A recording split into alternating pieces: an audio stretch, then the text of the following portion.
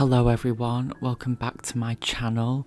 So for today's video we have something a bit different. It's not really true crime as we do usually on this channel, but we're still on the topic of true crime. Today we're going to be reading a story off Reddit. I'm thinking about making this a series, so if you enjoy this, I can start doing this more often. And let's get into it, I guess.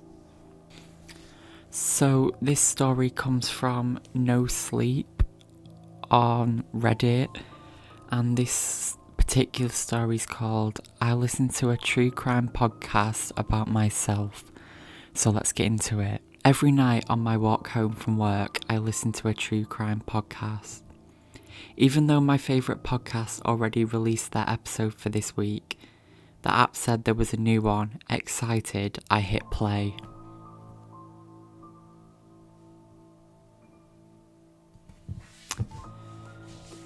This next bit's in quote marks. I'll keep telling you that because it does it quite a lot. I've pre-read this, so. It was a small town, the kind that still has mum and pop shop lining the streets, the kind where everyone knows your name. But little did the residents know that they would soon be rocked by a horrible crime.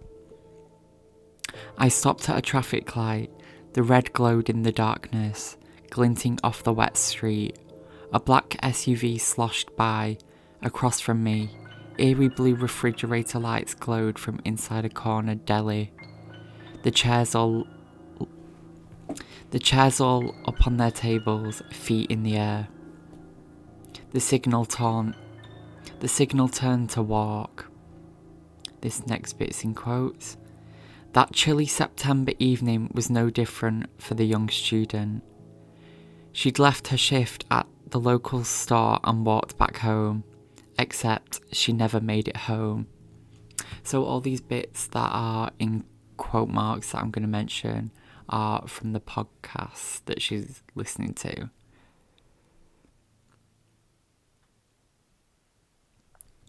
Young student, local store, damn, this was hitting close to home. I was a part-time student at Franklin Community College and worked at the local convenience store. And of course, I was walking home. I glanced behind me, looking at the alleyway behind Alessandro's Pizza, which was dark except for the neon lights spilling from the sign. This next bit's in quotes. Her boyfriend reported her missing the next day. The town conducted a volunteer-led search, and after 2 days they found something. Dread formed in my stomach, anticipating a body, but what he said next was so much worse. Washed up on the shore of Worthington Lake, they found a pair of size 9 red Converse sneakers. I stopped and looked down at my red Converse sneakers, damp from the rain. What the hell? My heart began to pound. The shoes were sent to a forensic analyst who would compare its wear pattern to another pair of her shoes to try and determine if they belonged to the victim. A rumbling sound made me jump. I turned to see a dark SUV turning left at the intersection. Didn't I just see that car a few minutes ago? Maybe it's following me, and the car passed me and disappeared into the darkness. Come on, Sarah, get a grip. Converse were a popular sneaker. A little out of fashion, but still. 9 is a common women's shoe size. And what college student doesn't have some sort of job? What you think you're listening to, some sort of prophecy of your own death? Yeah, right. Next bit in quotes. After a few weeks, the results came back. The analyst was certain the shoes belonged to none other than Sarah Campbell. The blood drained from my face. Sarah Campbell, my name. What the fuck? How? I didn't have time to think. I forced myself to move. I broke into a run. The small shops turned into a colourful blur. Searching the lake came up empty. Without a body, a crime is hard to solve. But police didn't give up, and finally a witness came forward.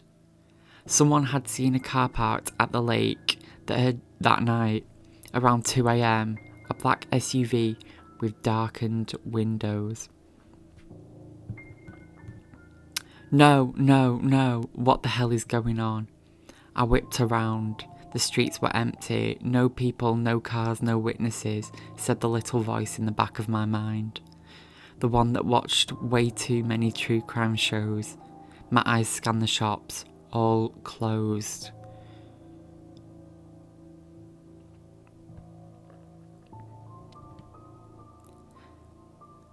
There were six black SUVs matching the witness's description in the Franklin area, but one of them in particular caught Detective Nolan's eye. It belonged to John Kelly, a registered sex offender. The sound was so soft I almost didn't hear it over the voice for the podcast. I whipped around, and there it was, 2 blaring white headlights behind me, coming from a black SUV. I forced my legs to pump faster. The car didn't speed up, it crawled along, slowly, taking its time. Like the driver knew he would catch me, no matter what. I glanced back, trying to make him out behind the darkened windshield, but the headlights were too bright to see anything. Kelly wasn't just a registered sex offender. He'd been convicted of assaulting a woman he worked with, who had multiple piercings and short dark hair, just like Sarah. The car crawled down the road, stalking me like a lioness stalks her prey. I veered left onto our dark residential street. Just a few more steps. Headlights flashed across me, illuminating my running shadow on the pavement.